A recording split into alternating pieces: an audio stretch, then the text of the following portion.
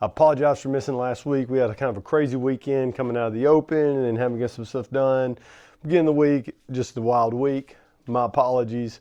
Like I said, I try not to miss a week on that.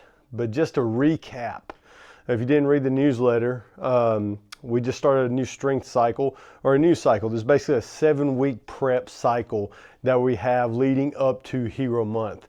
Now, we do have quite a few people that qualified for the online qualifiers, the in-affiliate semifinals, and some other ones. So we do have some people that need to work a little bit more.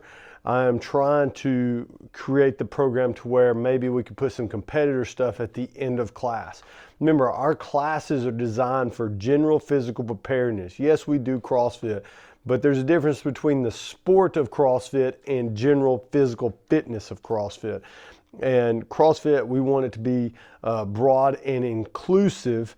That's why we do a lot of strength work, and then we do a lot of conditioning work with that. So this time of year, especially leading up to Hero Month, we want to make the body resilient. We want to do a lot of tempo work just to get those tendons, those ligaments, those joints stronger, get the big muscles and the deep tissue in that muscle stronger and more resilient for the volume that is ahead when it comes to Hero Month.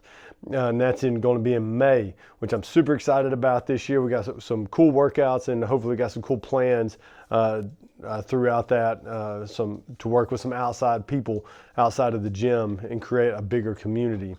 But this week is our second week. So remember, if you read the newsletter, odd weeks 1, 3, 5, and 7, we're going to have 3 days a week of weightlifting.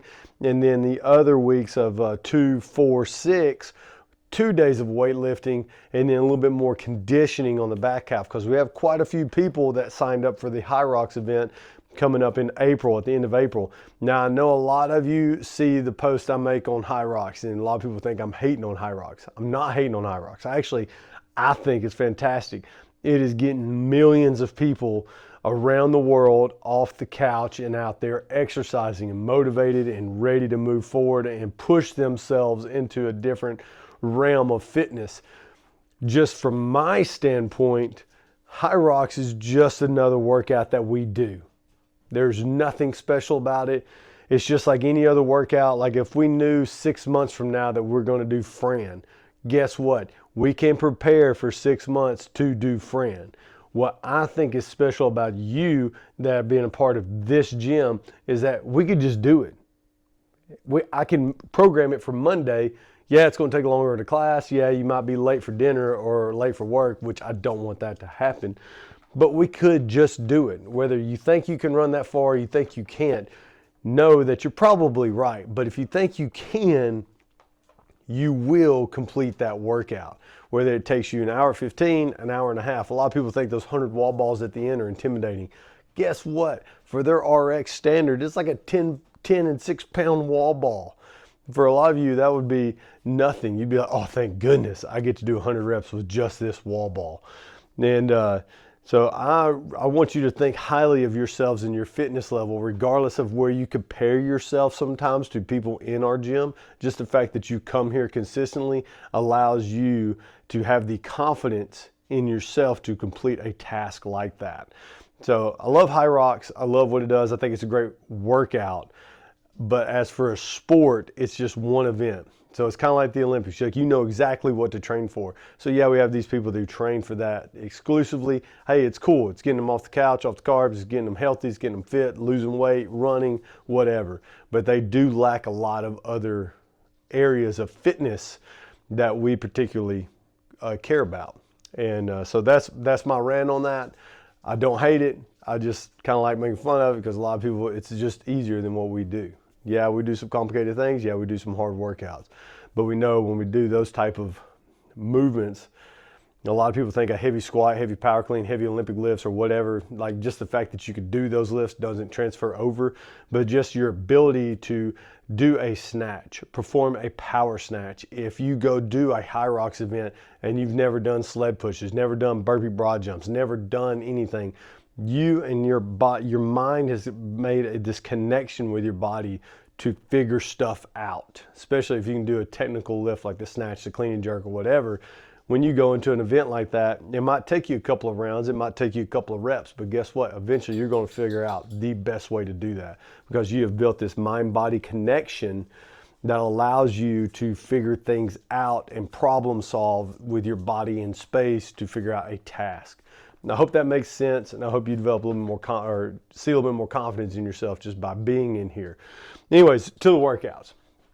Monday, we got a shoulder to overhead complex every 2 minutes for 12 minutes. We're doing 5 push press, 3 push jerks, 1 split jerk. So this is going to be 6 reps without putting that bar, or not 6 reps, what is that? 9 reps without shoulder to overhead in a row. We're going to do a lot of warming up, get the body prepped, and then rock and roll. And there's no percentage on this, but if I was guessing, remember it's 9 reps, times that by 6, you're putting in 54 reps right there. Anything over 54 reps that you're starting to be in that 50 to 65% range. Just keep that in your mind. Then we got 5 sets of 3-minute AMRAP with 3 minutes of rest. So you're doing a 50-foot single arm dumbbell overhead walking lunge, 20 toes to bar, 50 foot again, and then max rope climbs in the remaining time on that. If we run out of space in the back, we should have enough. I mean, we got 9 ropes in there. So, I mean, that's 18 people we can fit through that workout. We should be good. Tuesday is our strength day. We're going to do a little bit more Olympic lifting focus this week. Clean complex every 2.5 minutes for 5 sets, so 12 minutes. And you're going to do 1 clean pull into a hang squat clean with a 2-second pause at the knee. This is going to help us learn how to keep our core tight and engage our legs and our hamstrings into that pull and then being fast underneath the bar. Then we're going to finish that with 2 front squats. Once again, no percentage work. You're just working up to a heavy set for you today on that. And then after that, we got 3 clean pulls at 100% of your clean and jerk max. Maybe a little bit more for some of you if you have a light clean and jerk. I might treat more like a deadlift with a big shrug. But we might add something in also with these, maybe some push-ups or something, or maybe some handstand holds or some strict dips. Then we're going to, every 3 minutes for 5 sets, we're going to end on 8 bench press, 8 bent over rows. So we'll be able to partner up 8 and 8, walk through that 5 sets.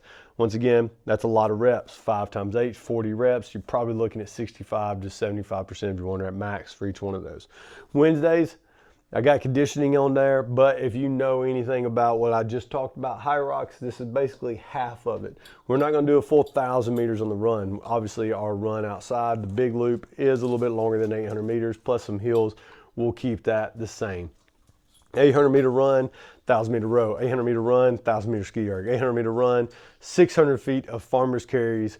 That's going to be either with a 50-35 or a 70-50 dumbbell or kettlebell, another 800 meter run, and then we're going to end this one on 200 feet of burpee broad jumps. Really like this portion. I know with row and ski, we're going to have some people mixed in.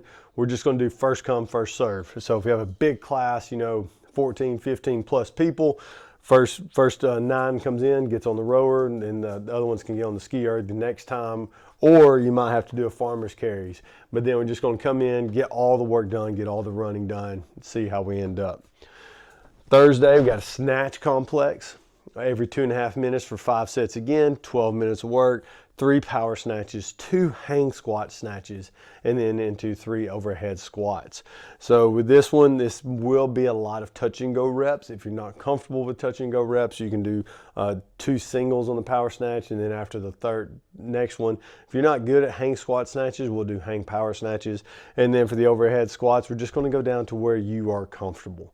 We're not going to force that end range of motion. We want to make this as efficient and safe as possible. But this is going to be a good experience for a lot of you with the time under tension that you get with the overhead squats. And then we got some bodybuilding stuff every 3 minutes again for 15 minutes, 5 sets. You got 8 to 12 straight arm lateral plate raises, 16 alternating Kozak goblet squats, and then max effort tempo chin up. So we're going to have our palms facing us. We're going to get a little bit more bicep work, but once again, that 2-1-1-1 tempo. So point yourself up, chin over the bar, 2 seconds control down, 1 second pause in the bottom, 1 second up, 1 second pause at the top, and then back down. Doing that tempo for max effort sets. And then we got some core work because we got beach season coming up. Wouldn't follow that. Friday and Saturday is going to be similar workouts, a lot of conditioning on this end. And then we have people that get to come in on both days. Hey, you get twice the fun. But we do have some people that don't get to make both days. So then we're kind of mixing up so we get a good conditioning piece in. Friday, we have 3 10-minute EMOMs with 5 minutes of rest in between. So we want the intensity super high, rest, intensity super high, rest, intensity super high. EMOM 10.